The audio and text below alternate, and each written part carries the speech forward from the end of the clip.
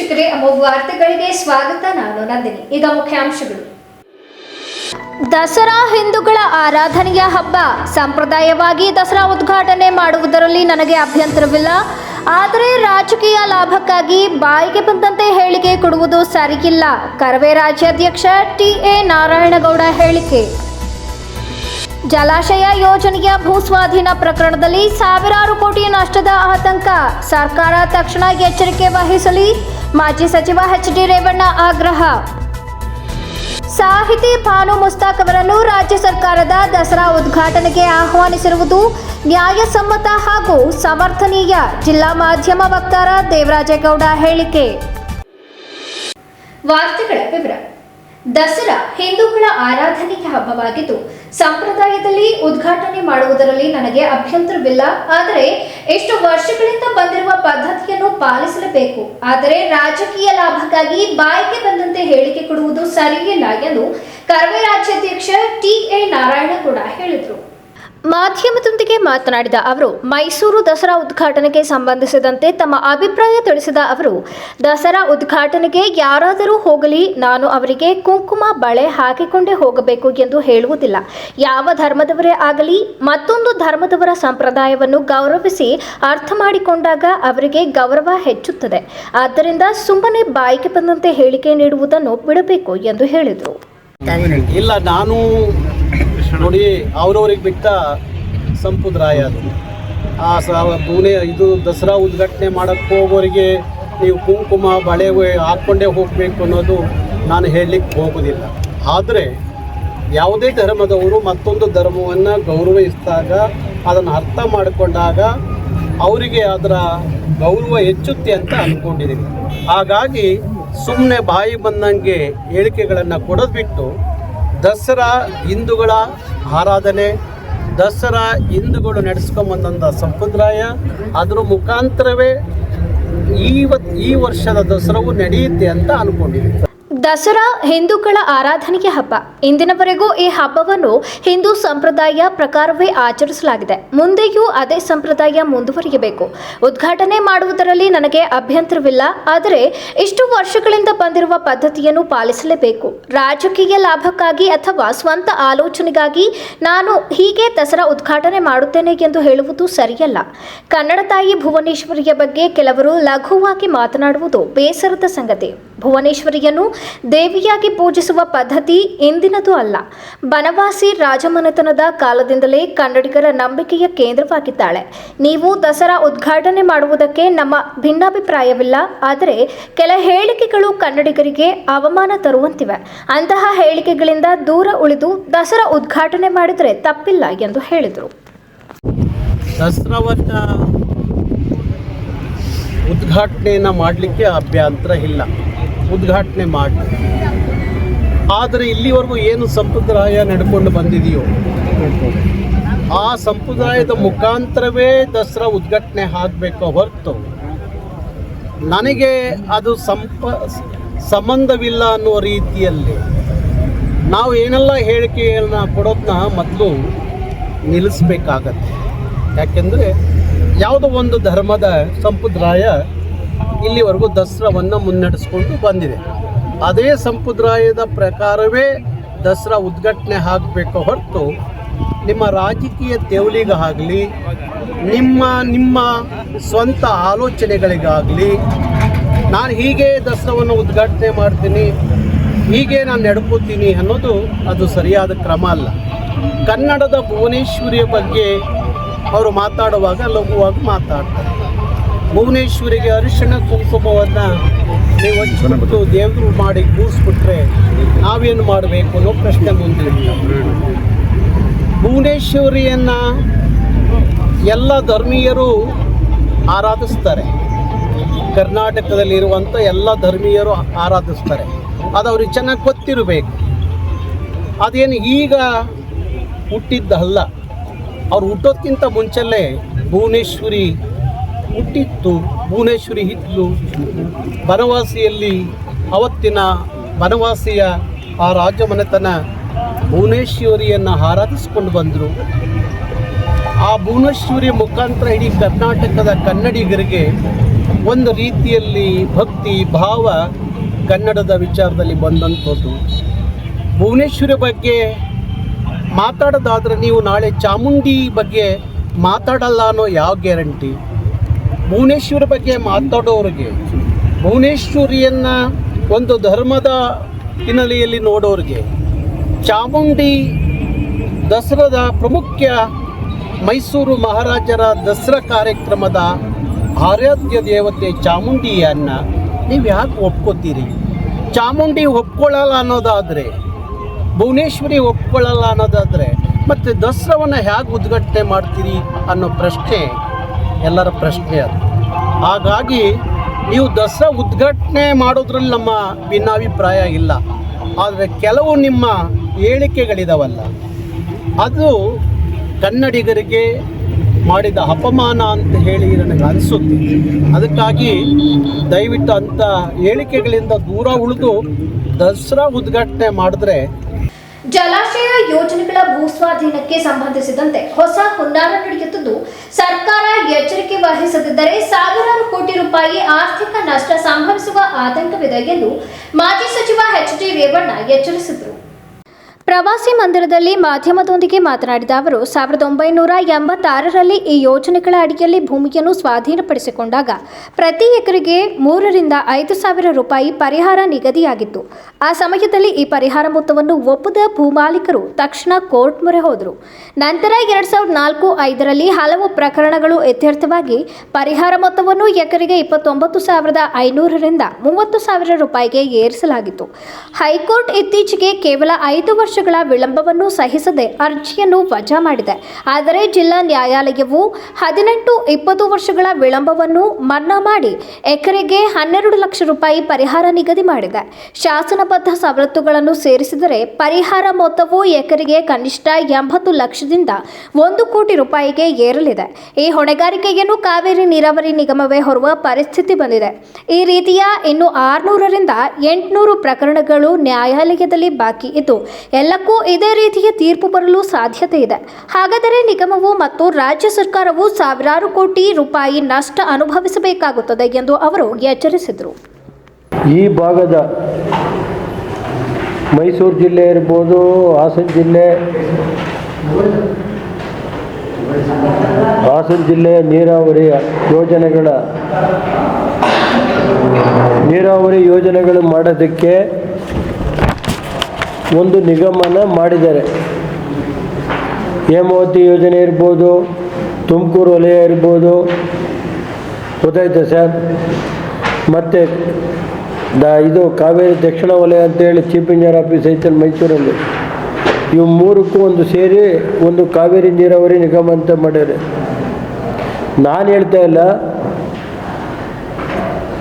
ಕಾವೇರಿ ನೀರಾವರಿ ನಿಗಮದಿಂದ ಅಪಾಯಿಂಟ್ ಮಾಡಿರೋಂಥ ಒಬ್ಬ ಸರ್ಕಾರಿಯ ವಕೀಲರು ಹೇಳ್ತಾ ಇರೋದು 30ಗಳ ಪರಿಹಾರ ಮತ್ತೆ 29-30ಕ್ಕೆ ಮಾಡಿದರು.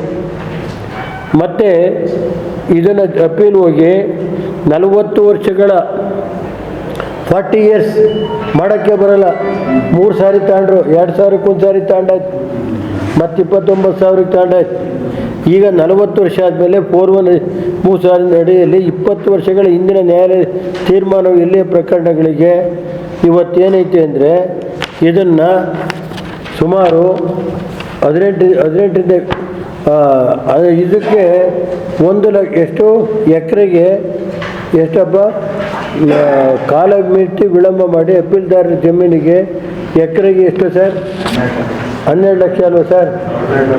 12 ಲಕ್ಷ ನಿಗದಿಪಡಿಸಿದ ಆಚಾರ ಸವಲತ್ತುಗಳನ್ನು ಲೆಕ್ಕಾಚಾರ ಮಾಡಿದರೆ ಎಕರೆಗೆ 80,000 ರೂಪಾಯಿ ಬರುತ್ತಂತೆ. 80 ಲಕ್ಷ, 80 ಲಕ್ಷದಿಂದ 1 ಕೋಟಿ ಬರುತ್ತೆ ಅಂತಾರೆ. 3,000ಕ್ಕೆ 40ನೇ ಇಸ್ವಿಲಿ ಆಗಿದ್ದು ಜಮೀನು ಪೊಸಿಷನ್ ತಗೊಂಡಾಯ್ತು. ಈಗ ಅದನ್ನು 40 ವರ್ಷ ಆದಮೇಲೆ ಇದನ್ನು ಮತ್ತೆ ಸ್ವೀಕಾರ ಮಾಡ್ತಾರೆ.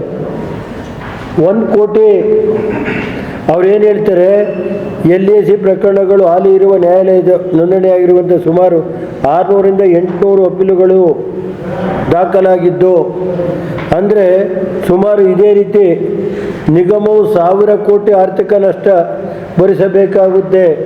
ಸಂಭವ ಇರೋದರಿಂದ ಮೇಲೆ ಹೇಳಿದ ಅಪೀಲುಗಳ ಪ್ರಕರಣ ವಿರುದ್ಧ ಉಚ್ಚ ನ್ಯಾಯಾಲಯ ತುರ್ತಾಗಿ ಅಪೀಲು ಸಲ್ಲಿಸುವುದು ಸೂಕ್ತವಾಗಿರುತ್ತದೆ ಎಂದು ಅಭಿಪ್ರಾಯಪಡಲಾಗಿದೆ.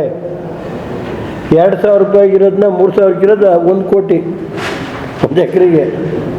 ಹೇಗಿದೆ ಅಂದರೆ ನಡೀತಾ ಇರೋ ಪ್ರಕರಣಗಳ ಬಗ್ಗೆ ನಾನು ಬರಿತಾ ಇಲ್ಲಪ್ಪ, ಒಬ್ಬ ಸರ್ಕಾರಿ ವಕೀಲರು ಬರಿತಾ ಇರೋದು. ರಾಜ್ಯ ಸರ್ಕಾರ ಮೈಸೂರು ದಸರಾ ಮಹೋತ್ಸವದ ಉದ್ಘಾಟನೆಗೆ ಸಾಹಿತಿ ಮತ್ತು ವಕೀಲರಾದ ಭಾನು ಮುಸ್ತಾಕ್ ರವರನ್ನು ಆಹ್ವಾನಿಸಿರುವುದು ಸಮರ್ಥನೀಯ ಕ್ರಮ. ಈ ವಿಚಾರದಲ್ಲಿ ಬಿಜೆಪಿಯ ವಿರೋಧ ಖಂಡನೀಯ ಎಂದು ಕಾಂಗ್ರೆಸ್ ಜಿಲ್ಲಾ ಮಾಧ್ಯಮ ವಕ್ತಾರ ದೇವರಾಜೇಗೌಡ ಹೇಳಿದರು. ಆದರೆ ಇವತ್ತೊಬ್ಬ ವಿದ್ಯಾವಂತ ವಕೀಲರಾಗಿರ್ತಕ್ಕಂಥ ಮಹಿಳೆ ಅವರಿಗೆ ಬಂದಿರತಕ್ಕಂಥ ಪ್ರಶಸ್ತಿಯನ್ನು ಪರಿಗಣನೆಗೆ ತೆಗೆದುಕೊಂಡಂತ ಕಾಂಗ್ರೆಸ್ ಸರ್ಕಾರ ರಾಜ್ಯದಲ್ಲಿ ದಸರಾ ಉದ್ಘಾಟನೆಗೆ ಆಹ್ವಾನ ಮಾಡಿದೆ. ಅವರಿಗೆ ಇದು ಪ್ರಶಸ್ತಿ ಬಂದಂತ ಸಂದರ್ಭದಲ್ಲಿ ರಾಜ್ಯಾದ್ಯಂತ ಜನ ಎಷ್ಟು ಸಡಗರದಿಂದ ಸಂಭ್ರಮದಿಂದ ಅವರನ್ನ ಇನ್ವೈಟ್ ಮಾಡಿ ಅವರು ಪ್ರಶಸ್ತಿ ಪಡೆದದಕ್ಕೆ ಸ್ವಾಗತವನ್ನು ಕೋರಿದ್ರು.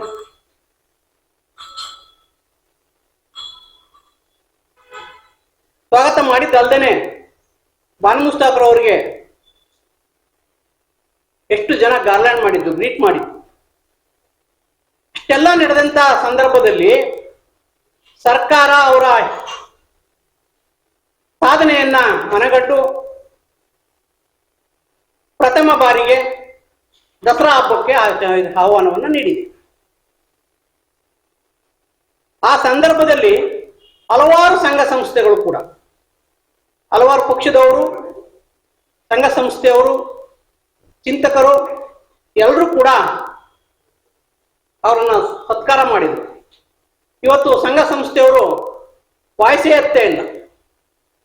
ಯಾವಾಗ ಈ ವಿಚಾರ ರಾಜಕೀಯ ತಿರುವನ್ನು ಪಡೀತು, ಧಾರ್ಮಿಕ ವಿಚಾರ, ಎಲ್ಲಾ ಸಂಘ ಸಂಸ್ಥೆಯವರು, ಚಿಂತಕರು ಎಲ್ಲರೂ ಸೈಲೆಂಟ್ ಆಗಿದ್ದಾರೆ. ಯಾಕೆ? ಇವತ್ತು ಅವ್ರು ಯಾರಿಗೂ ಧೈರ್ಯ ಇಲ್ವಾ?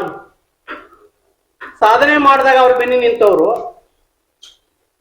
ಅವರು ಸಾಧಕರಾಗಿದ್ರು ಆ ಸಂದರ್ಭದಲ್ಲಿ. ಇವತ್ತು ಬಿಜೆಪಿಯವರು ಬಾಧಕರಾಗಿದ್ದಾರೆ. ಸಾಧನೆ ಮಾಡಿದವ್ರನ್ನ ಸಾಧಕರಾಗಿ ಗುರುತಿಸಿದ್ರೆ ಬಾಧಕರಿಗೆ ಏನ್ ಕಷ್ಟ? ಇವ್ರಿಗೆ ಆಗ್ತಕ್ಕಂಥ ತೊಂದರೆ ಏನದ್ರಿಂದ? ಸಾಧನೆಗಳನ್ನ ನೀವು ಮಾಡಿದ್ರೆ ಬಿಜೆಪಿಯವರು ನಿಮ್ಮ ಸಾಧನೆಗಳ ಸಮಾವೇಶವನ್ನ ಮಾಡಿ, ನೀವು ಮಾಡಿರ್ತಕ್ಕಂಥ ಸಾಧನೆಗಳನ್ನ ಸಮಾಜಕ್ಕೆ ತೋರಿಸಿ. ಅದನ್ನು ಬಿಟ್ಟು ಧರ್ಮವನ್ನ ಆಧಾರವಾಗಿ ಇಟ್ಕೊಂಡು ಸಮಾಜದಲ್ಲಿ ಗೊಂದಲವನ್ನು ಸೃಷ್ಟಿ ಮಾಡ್ತಕ್ಕಂಥದ್ದು, ಭಾವನೆಗಳಿಗೆ ಬೆಂಕಿ ಹಚ್ಚತಕ್ಕಂಥ ಕೆಲಸ ಮಾಡ್ತಕ್ಕಂಥದ್ದು ಇದು ಬಿಜೆಪಿ ಅವರಿಗೆ ತರ ಅಲ್ಲ. ಏನ್ ಬಿಜೆಪಿ ಅವರಿಗೆ ಕರ್ನಾಟಕದಲ್ಲಿ ಅಥವಾ ಭಾರತದಲ್ಲಿ ದೇಶದಾದ್ಯಂತ ಹಿಂದುತ್ವವನ್ನ ಗುತ್ತಿಗೆ ಕೊಟ್ಟಿಲ್ಲ. ನಾವು ಕೂಡ ಹಿಂದೂಗಳೇ, ನಮ್ಮನ್ನು ಯಾರು ಏನು ಹಿಂದುತ್ವದಿಂದ ಹೊರಗೆ ಕಳಿಸಿಲ್ಲ. ನೀವಷ್ಟೇ ಹಿಂದೂಗಳಲ್ಲ, ನಿಮ್ಮಿಂದ ಹಿಂದುತ್ವವನ್ನು ಉಳಿಸ್ಲಿಕ್ಕೂ ಸಾಧ್ಯ ಇಲ್ಲ. ಕೇವಲ ನಿಮ್ಮ ರಾಜಕೀಯ ಬೆಳೆ ಬೇಯಿಸ್ಕೊಳ್ಳಿಕ್ಕಾಗಿ ಹಿಂದುತ್ವವನ್ನು ಉಪಯೋಗಿಸ್ಕೊಂತ ಇದ್ರಿ. ಈ ಡೋಂಗಿತನವನ್ನ ನಿಲ್ಲಿಸಿ ವಾಸ್ತವತೆಗೆ ಬೆಲೆ ಕೊಡೋ ಮೂಲಕ, ಸತ್ಯವನ್ನೇ ನುಡಿಯೋ ಮೂಲಕ ಬಿಜೆಪಿಯವರು ದಯಮಾಡಿ ರಾಜಕೀಯವನ್ನ ಮಾಡಿ ರಾಜಕೀಯಕ್ಕಾಗಿ ಧರ್ಮವನ್ನು ಉಪಯೋಗಿಸ್ಕೋಬೇಡಿ ಅಂತೇಳಿ ನಾನು ಹೇಳಿಕ್ಕೆ ಇಷ್ಟಪಡ್ತೀನಿ. ಪತ್ರಿಕಾಗೋಷ್ಠಿಯಲ್ಲಿ ಅಶೋಕ್ ನಾಯಕರಹಳ್ಳಿ, ಶಿವಕುಮಾರ್, ಮೊಹಮ್ಮದ್ ಗೌಸ್, ಚಂದ್ರಶೇಖರ್, ಶಂಬೈಗೌಡ, ಕುಮಾರ್ ಶೆಟ್ಟಿ ಸೇರಿದಂತೆ ಅನೇಕರು ಹಾಜರಿದ್ದರು.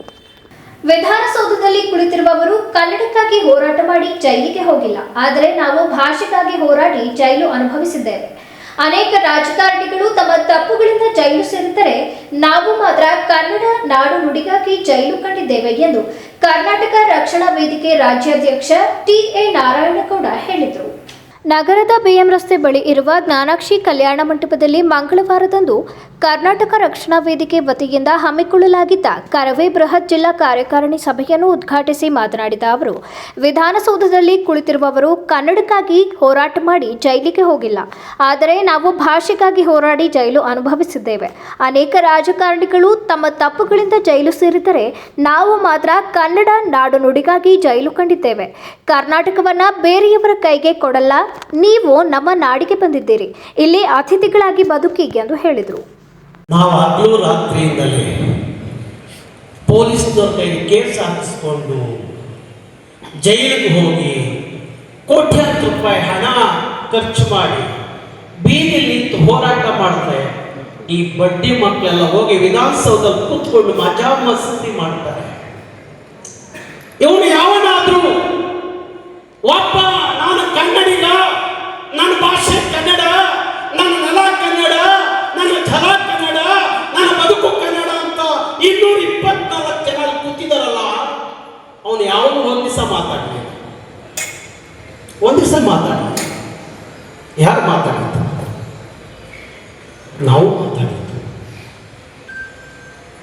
ಮಾತಾಡೋರು, ಕೆಲಸ ಮಾಡೋರು, ಜೈಲಿಗೆ ಹೋದವರು, ಕೇಸ್ ಹಾಕಿಸ್ಕೊಂಡವರು ನಾವು ಇಲ್ಲಿ ಕೂತಿದ್ದೀವಿ, ಇಲ್ಲಿ ಕೂತಿದ್ದೀವಿ, ಬೀದಿಯಲ್ಲಿ ನಿಂತಿದ್ದೀವಿ, ಪೊಲೀಸ್ನ ಕೈಲಿ ಒದೆ ತಿಂದಿದ್ದೀವಿ, ಕೇಸ್ ಹಾಕಿಸ್ಕೊಂಡಿದ್ದೀವಿ, 26 ವರ್ಷ ಕೋರ್ಟ್ಗೆ ಹಾಕಿದ್ದೀವಿ, ಕೋರ್ಟ್ ಕಟ್ಕಟ್ಟೆಯಲ್ಲಿ ನಿಂತಿದ್ದೀವಿ. ಅವ್ರೇನು ಮಾಡಿದವರು ಅಲ್ಲಿ ವಿಧಾನಸೌಧದಲ್ಲಿ ಕೂತ್ಕೊಂಡು ಕೋಟಿ ಕೋಟಿ ಲೂಟಿ ಮಾಡ್ಕೊಂಡು ಬಡ್ಡಿ ಮಕ್ಕಳು ಈ ವರ್ಷದ ಎಲೆಕ್ಷನ್ ಅಲ್ಲಿ 200 ಕೋಟಿ, ಮುಂದಿನ ಎಲೆಕ್ಷನ್ ಅಲ್ಲಿ 400 ಕೋಟಿ, ಆದ್ರೆ ಮುಂದಿನ ಎಲೆಕ್ಷನ್ ಅಲ್ಲಿ 2000 ಕೋಟಿ ಘೋಷಣೆ ಮಾಡ್ಕೊತಾರೆ. ಇವ್ರ ಅಪ್ಪ ದುಡ್ದಿದ್ದು, ಇವ್ರ ಅಪ್ಪಿನ ದುಡ್ದಿದ್ರ ದುಡ್ಡು ಕರ್ನಾಟಕವನ್ನ ಮಾರ್ವಾಡಿಗಳ ಕೈಯಲ್ಲಿ, ಗುಜರಾತ್ ಕೈಯಲ್ಲಿ, ರೆಡ್ಡಿ ಕೈಯಲ್ಲಿ, ನಾಯ್ಡು ಕೈಯಲ್ಲಿ, ತಮಿಳರ ಕೈಯಲ್ಲಿ, ಗುಜರಾತ್ ಕೈಯಲ್ಲಿ ಕರ್ನಾಟಕವನ್ನ ಬಿಡಲ್ಲ, ಕರ್ನಾಟಕವನ್ನ ಕೊಡಲ್ಲ.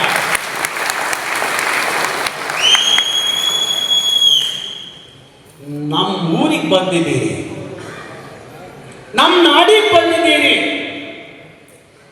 ಬೇಡ ಅಂತ ಹೇಳಿಲ್ಲ. ಇಲ್ಲಿ ಬದುಕ್ರಿ, ಮಾಲೀಕರಾಗಿ ಅಲ್ಲ, ಅತಿಥಿಗಳಾಗಿ ಬದುಕಿ. ಆಶ್ರಮದಲ್ಲಿ ಎಲ್ಲ ವ್ಯಾಪಾರವನ್ನ ನೀವು ಮಾಡಕ್ ಬಿಡಲ್ಲ, ನಾವು ಮಾಡ್ತೀವಿ ಅಂತ ಹೇಳುವ ಕಿಚ್ಚು ಇಲ್ಲಿ ಕೂತಿರುವಂತ ಎಲ್ಲ ಯುವಕರಿಗೆ ಬರಬೇಕು. ಕಾರ್ಯಕ್ರಮದಲ್ಲಿ ಕರವೇ ಜಿಲ್ಲಾಧ್ಯಕ್ಷರಾದ ಸಿ.ಡಿ. ಮನುಕುಮಾರ್, ಸಮಾಜ ಸೇವಕ, ಉದ್ಯಮಿ ಲಕ್ಷ್ಮೀಕಾಂತ್, ಕರವೇ ರಾಜ್ಯ ಕಾರ್ಯದರ್ಶಿ ಆಸಾ ಹರಿಯತ್, ಜಿಲ್ಲಾಧ್ಯಕ್ಷ ಸಿ.ಡಿ. ಮನುಕುಮಾರ್, ಜಿಲ್ಲಾ ಉಪಾಧ್ಯಕ್ಷ ಸೀತಾರಾಮ್ ಕುಮಾರ್, ರಾಜೇಂದ್ರ ದೊಡ್ಡಮಗೆ, ಶಿವಣ್ಣ ಗೌಡ, ಪ್ರೀತಂ, ರಘು ಪಾಳ್ಯ, ಶ್ರೀನಿವಾಸ್, ತನುಗೌಡ ಇತರರು ಉಪಸ್ಥಿತರಿದ್ದರು. ಬೇಲೂರು ತಾಲೂಕಿನ ಗೆಡ್ಡೆಹಳ್ಳಿಯ ಸರ್ಕಾರಿ ಪದವಿ ಪೂರ್ವ ಕಾಲೇಜಿನಲ್ಲಿ ನಡೆದ ಪ್ರೌಢಶಾಲಾ ಕ್ರೀಡಾಕೂಟ ಹಾಗೂ ಶಾಲಾ ಪ್ರವೇಶ ದ್ವಾರ, ಶೌಚಾಲಯ ಮತ್ತು ಪ್ರಯೋಗಾಲಯವನ್ನು ಶಾಸಕ ಎಚ್.ಕೆ. ಸುರೇಶ್ ಉದ್ಘಾಟಿಸಿದರು.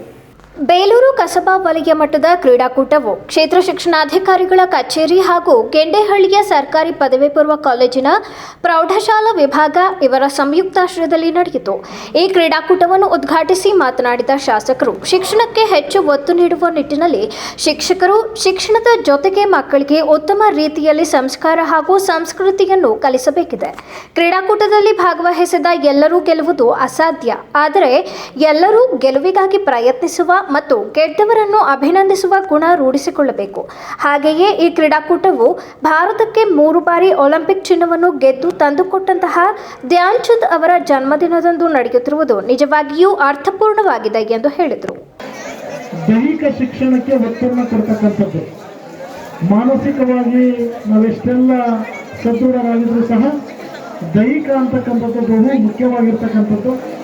ಅಂಥ ಒಂದು ಕ್ರೀಡೆಯನ್ನು ಬಹುಶಃ ನನಗೆ ಈ ಶಾಲೆಯಲ್ಲಿ ಪ್ರತಿ ವರ್ಷವೂ ಸಹ ಕ್ರೀಡಾಕೂಟವನ್ನು ಆಯೋಜನೆ ಮಾಡ್ತಕ್ಕಂಥದ್ದು. ಆ ಕ್ರೀಡಾಕೂಟದಲ್ಲಿ ಅತಿ ಹೆಚ್ಚು ಸುಮಾರು 18 ಶಾಲೆಗಳು ಭಾಗವಹಿಸಿರ್ತಕ್ಕಂಥದ್ದು ನೋಡಿದ್ರೆ ನಿಜವಾಗ್ಲೂ ಸಹ ಅತಿ ಹೆಚ್ಚು ಶಾಲೆಗಳು ಭಾಗವಹಿಸ್ತಕ್ಕಂಥದ್ದು. ಹಾಗಾಗಿ ಈ ಕ್ರೀಡಾಪಟುಗಳಿಗೆ, ವಿಶೇಷವಾಗಿ ಎಲ್ಲ ಕ್ರೀಡಾಪಟುಗಳಿಗೂ ನಾನು ಅಭಿನಂದನೆಯನ್ನು ಸಲ್ಲಿಸ್ತೀನಿ.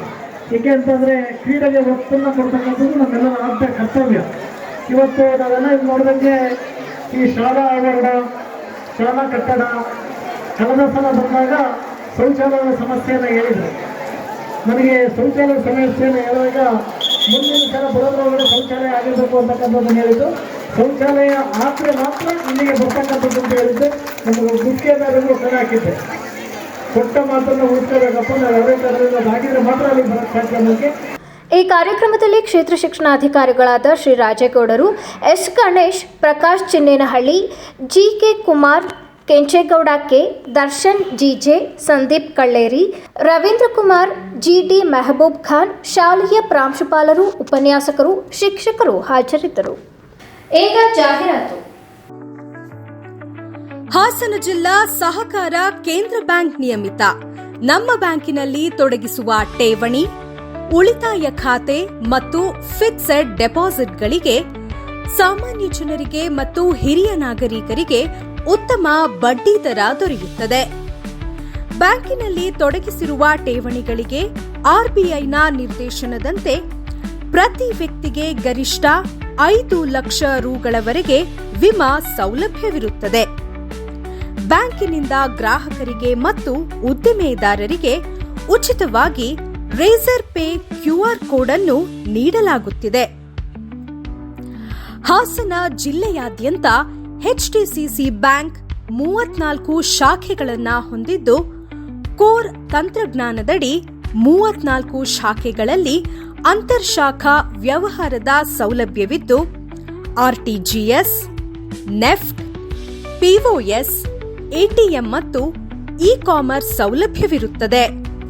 ನಮ್ಮ ಬ್ಯಾಂಕಿನಲ್ಲಿ ಗೃಹ ನಿರ್ಮಾಣ ಮತ್ತು ಖರೀದಿ ಸಾಲ, ಗೃಹ ಮತ್ತು ಸೈಟ್ ಖರೀದಿ ಅಡಮಾನ ಸಾಲ, ಚಿನ್ನಾಭರಣ ಈಡಿನ ಸಾಲ, ದ್ವಿಚಕ್ರ, ತ್ರಿಚಕ್ರ, 4 ಚಕ್ರ ಹಾಗೂ ಮೇಲ್ಪಟ್ಟ ವಾಹನ ಖರೀದಿ ಸಾಲ, ವ್ಯಾಪಾರ ಸಾಲ ಮತ್ತು ಇನ್ನಿತರೆ ಸಾಲ ಸೌಲಭ್ಯ ದೊರೆಯಲಿದೆ. ನಿಮ್ಮ ಚಿನ್ನಾಭರಣಗಳ ಮೇಲೆ ತ್ವರಿತಗತಿಯಲ್ಲಿ ಸಾಲವು ಅತಿ ಕಡಿಮೆ ಬಡ್ಡಿ ದರದಲ್ಲೂ ದೊರೆಯುತ್ತದೆ. HDCC ಬ್ಯಾಂಕಿನ 34 ಶಾಖೆಗಳಲ್ಲಿ ಈ ಎಲ್ಲ ಸೌಲಭ್ಯಗಳು ದೊರೆಯಲಿದೆ. ಹೆಚ್ಚಿನ ಮಾಹಿತಿಗಾಗಿ ಇಂದೇ ನಿಮ್ಮ ಹತ್ತಿರದ HDCC ಬ್ಯಾಂಕ್ ಶಾಖೆಗೆ ಭೇಟಿ ನೀಡಿ ಮತ್ತು ಮಾಹಿತಿ ಪಡೆಯಿರಿ. ವಿಜಯ್ ಸಿಲ್ವರ್ ಪ್ಯಾಲೇಸ್ ಅರ್ಪಿಸುವ ವರಮಹಾಲಕ್ಷ್ಮಿ ಹಬ್ಬದ ಸಂಭ್ರಮ. ವರಮಹಾಲಕ್ಷ್ಮಿ ಹಬ್ಬದ ಪ್ರಯುಕ್ತ ಎಲ್ಲ ಬೆಳ್ಳಿಯ ಪದಾರ್ಥಗಳ ಮೇಲೆ ಯಾವುದೇ ರೀತಿಯ ಮೇಕಿಂಗ್ ಚಾರ್ಜಸ್ ಇರೋದಿಲ್ಲ.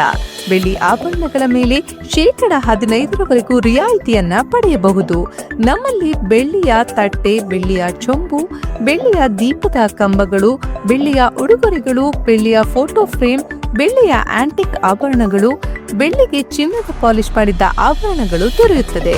92.5 ಹಾಲ್ಮಾರ್ಕಿನ ಶುದ್ಧ ಬೆಳ್ಳಿಯ ಪದಾರ್ಥಗಳು ನಮ್ಮಲ್ಲಿ ದೊರೆಯುತ್ತದೆ. ವರಮಹಾಲಕ್ಷ್ಮಿ ಹಬ್ಬದ ಈ ವಿಶೇಷ ಆಫರ್ ಅನ್ನ ಮಿಸ್ ಮಾಡ್ಕೋಬೇಡಿ. ಇಂದೇ ಭೇಟಿ ನೀಡಿ Vijay silver palace, Subhash square, Devigere circle, Hassan. Contact 9060133333. ಇನ್ನು ನೀವು ಹಳೆ ಮಾಡೆಲ್ ಫೋನ್ ಅನ್ನೇ ಬಳಸ್ತಾ ಇದ್ದೀರಾ? ಹೊಸ ಸ್ಮಾರ್ಟ್ ಫೋನ್ ತಗೊಳ್ಳೋದಕ್ಕೆ ಬಡ್ಜೆಟ್ ಪ್ರಾಬ್ಲಮ್ ಆಗ್ತಾ ಇದೆಯಾ? ಚಿಂತೆ ಬೇಡ. SP ಮೊಬೈಲ್ಸ್ ನಲ್ಲಿ ನಡೀತಾ ಇದೆ ಫೆಸ್ಟಿವಲ್ ಸೇಲ್. ಹಬ್ಬಗಳ ಪ್ರಯುಕ್ತ ಮೆಗಾ ಎಕ್ಸ್ಚೇಂಜ್ ಮೇಳವನ್ನ ಆಯೋಜಿಸಿದ್ದಾರೆ.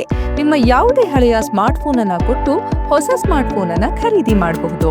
10,000ದಿಂದ 25,000ವರೆಗಿನ ಯಾವುದೇ ಸ್ಮಾರ್ಟ್ ಫೋನ್ ಕೊಂಡಲ್ಲಿ 3,000 ಬೆಲೆ ಬಾಳುವ ಮೊಬೈಲ್ ಆಕ್ಸೆಸರೀಸ್ ಅನ್ನ ಫ್ರೀಯಾಗಿ ಕೊಡ್ತಾ ಇದ್ದಾರೆ.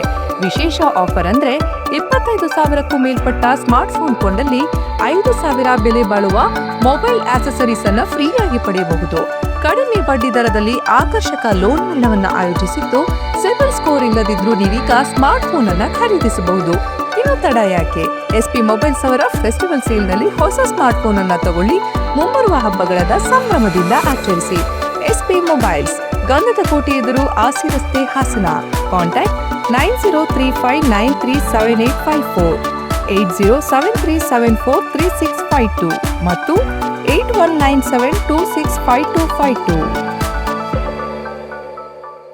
ಗೋಮತಿ ಕಲ್ಯಾಣ ಮಂಟಪ 12 ವಸಂತಗಳನ್ನು ಪೂರೈಸಿ 13ನೇ ವರ್ಷಕ್ಕೆ ಪಾದಾರ್ಪಣೆ ಮಾಡುತ್ತಿರುವ ಗೋಮತಿ ಕಲ್ಯಾಣ ಮಂಟಪವನ್ನ ಹೊಚ್ಚ ಹೊಸ ರೂಪದಲ್ಲಿ ನಿಮ್ಮ ಮುಂದೆ ಪ್ರಸ್ತುತಪಡಿಸುತ್ತಿದ್ದೇವೆ.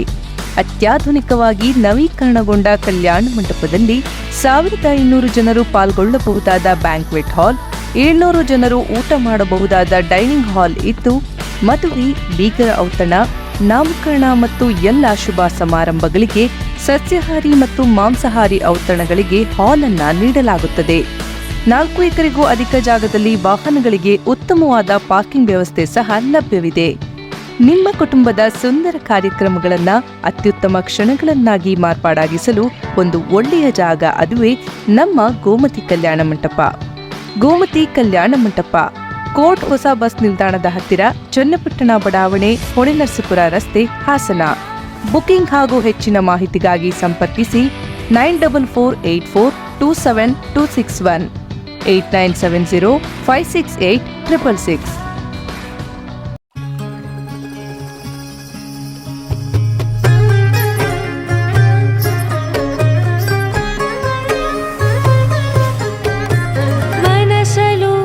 ಕನಸಲು ನೀನೇ, ಮನಸಲು ಕನಸಲು ನೀನೇ, ಮನಸಲ್ಲಿ ಮನೆ ಮಾಡಿರುವೆ ನೀನೇ.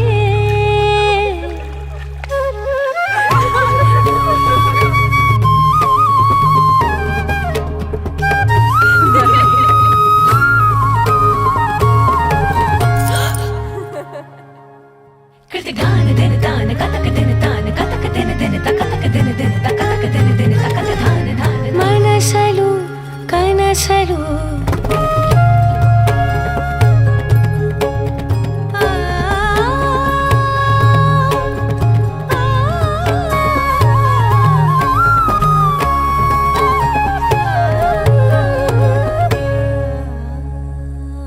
ಹಾಸನದ ಜನತೆಗೆ ಬಾಲ್ಯವನ್ನು ನೆನಪಿಸುವ ರಸಭರಿತ ಸ್ವೀಟ್ಸ್, ಕಣ್ಣಿಗೆ ಸುಂದರವೆನಿಸುವ, ಮನಸ್ಸಿಗೆ ಹಿತ ಎನಿಸುವ, ಬಾಯಿಗೆ ರುಚಿ ಎನಿಸುವ ಅತ್ಯುತ್ತಮ ಗುಣಮಟ್ಟದ ರುಚಿಯಾದ ಸ್ವೀಟ್ಸ್ಗಳಿಗಾಗಿ ಶ್ರೀ ಮಹಾಲಕ್ಷ್ಮಿ ಸ್ವೀಟ್ಸ್. ಕನ್ನಡ ನಾಡಿನ ಹೆಮ್ಮೆಯ ಹೆಗ್ಗುರುತು ಮೈಸೂರು ಪಾಕ್ ಈಗ ಹಾಸನ ನಗರದ ಶ್ರೀ ಮಹಾಲಕ್ಷ್ಮಿ ಸ್ವೀಟ್ನಲ್ಲಿ ಲೈವ್ ಆಗಿ ಮಾಡಿಕೊಳ್ಳಲಾಗುತ್ತಿದೆ. ಇದರೊಂದಿಗೆ 10ಕ್ಕೂ ಅಧಿಕ ಬಗೆಯ ಮೈಸೂರು ಪಾಕ್ಗಳು ಲಭ್ಯವಿದ್ದು, ಬನ್ನಿ ಇಲ್ಲಿಯ ನೈಜ ರುಚಿಯನ್ನ ಸವಿದು ಆನಂದಿಸಿ. ಜೊತೆಯಲ್ಲಿ ಕಾಜು sweets, khoa sweets, Bengali sweets ಹಾಗೂ ವಿವಿಧ ಬಗೆಯ ಚಾಟ್ಸ್ಗಳು ಮತ್ತು ಖಾರ ಮಿಕ್ಸ್ಚರ್ಸ್ಗಳು ನಿಮ್ಮ ಕೈಗೆಟುಕುವ ದರದಲ್ಲಿ ಲಭ್ಯ. ಸುದೀರ್ಘ 34 ವರ್ಷದಿಂದ ಶುಚಿ, ರುಚಿಯಾದ ಮತ್ತು ಜನರ ಮನ ಗೆದ್ದಿರುವ ಎಲ್ಲ ರೀತಿಯ ಸ್ವೀಟ್ಸ್ಗಳಿಗಾಗಿ ಶ್ರೀ ಮಹಾಲಕ್ಷ್ಮಿ ಸ್ವೀಟ್ಸ್. ನೀವು ನಿಮ್ಮ ಸ್ನೇಹಿತರು ಹಾಗೂ ಕುಟುಂಬದೊಂದಿಗೆ ಒಮ್ಮೆ ಭೇಟಿ ನೀಡಿ ರುಚಿ ಸವಿಯಿರಿ. ಶ್ರೀ ಮಹಾಲಕ್ಷ್ಮಿ ಸ್ವೀಟ್ಸ್, ಸಹ್ಯಾದ್ರಿ ಥಿಯೇಟರ್ ಪಕ್ಕ, ಸಾಲಗಾಮೆ ರಸ್ತೆ, ಹಾಸನ. ಇದೀಗ ನೂತನವಾಗಿ ಪ್ರಾರಂಭವಾಗಿದೆ ನಮ್ಮ ಇನ್ನೊಂದು ಶಾಖೆ, ಮಲ್ಲಿಗೆ ಹೋಟೆಲ್ ಮುಂಭಾಗ, ಶಂಕರಮಠ ರಸ್ತೆ, ಕೆಆರ್ ಪುರಂ, ಹಾಸನ. Mobile number 9604566474.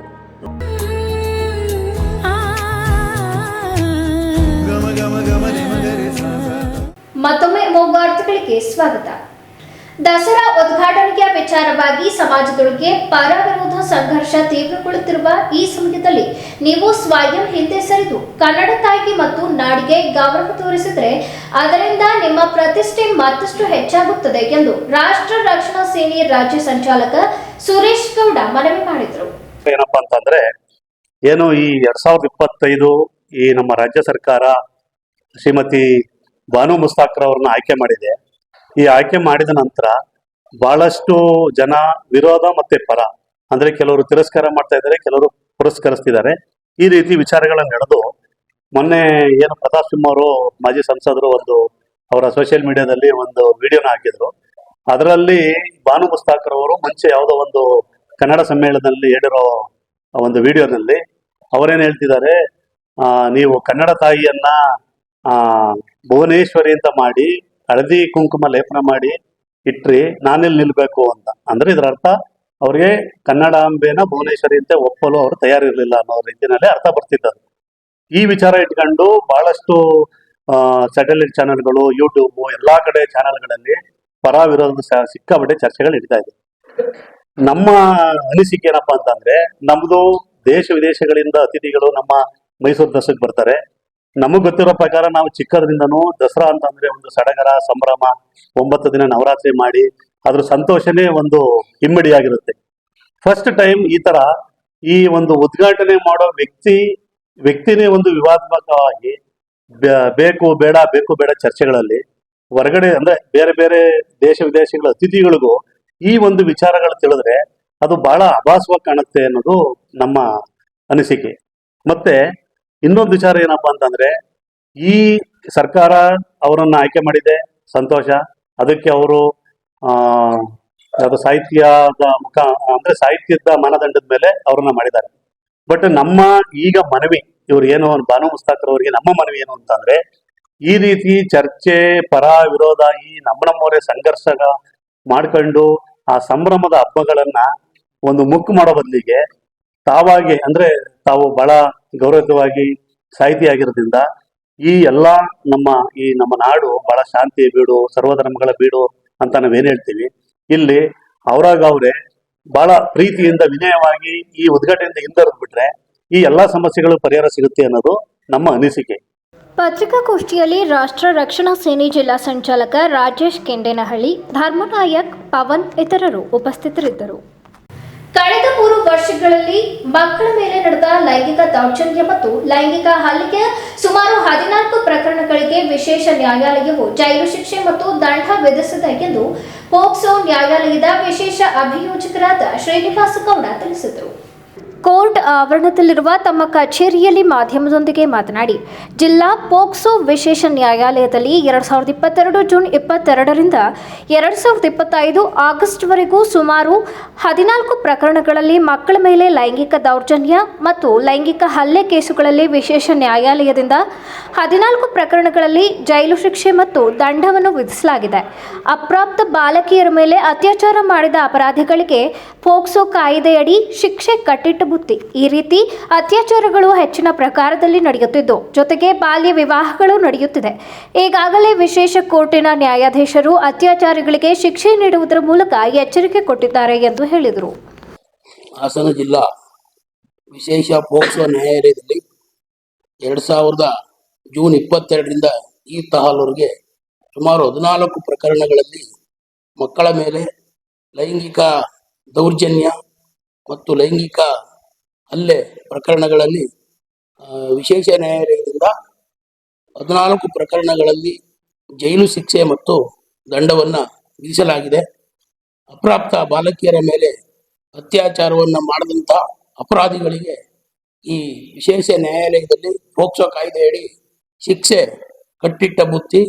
ಈ ರೀತಿ ಅತ್ಯಾಚಾರಗಳು ಜಿಲ್ಲೆಯಲ್ಲಿ ಅತಿ ಹೆಚ್ಚಿಗೆ ಪ್ರಮಾಣದಲ್ಲಿ ನಡೀತಿದ್ದು ಹಾಗೂ ಬಾಲ್ಯ ವಿವಾಹಗಳು ಸಹ ನಡೀತಿದ್ದು, ಈಗಾಗಲೇ ಈ ವಿಶೇಷ ನ್ಯಾಯಾಲಯದ ನ್ಯಾಯಾಧೀಶರು ಈ ಅತ್ಯಾಚಾರಗಳಿಗೆ ಶಿಕ್ಷೆ ನೀಡುವುದರ ಮುಖಾಂತರ ಎಚ್ಚರಿಕೆಯನ್ನ ಕೊಟ್ಟಿದ್ದಾರೆ ಅಂತೇಳಿ ನಾನು SPP ಆಗಿ ಈ ಸಮಾಜಕ್ಕೆ ತಿಳಿಯಲು ಬಯಸ್ತೇನೆ. ಹಾಸನ ಜಿಲ್ಲೆಯ ತುದ್ದ ಹೋಬಳಿಯ ಹಾರನಹಳ್ಳಿ ಗ್ರಾಮದಲ್ಲಿ ಕಾರೆಕೆರೆ ಕೃಷಿ ಮಹಾವಿದ್ಯಾಲಯದ ಅಂತಿಮ ವರ್ಷದ ಕೃಷಿ ವಿದ್ಯಾರ್ಥಿ ಅನಿರುದ್ಧ ಅವರು ಗ್ರಾಮೀಣ ಕೃಷಿ ಕಾರ್ಯಾನುಭವ ಶಿಬಿರದ ಅಂಗವಾಗಿ ಜೇನು ಸಾಕಾಣಿಕೆ ಕುರಿತು ಜಾಗೃತಿ ಕಾರ್ಯಕ್ರಮ ಆಯೋಜಿಸಲಾಯಿತು.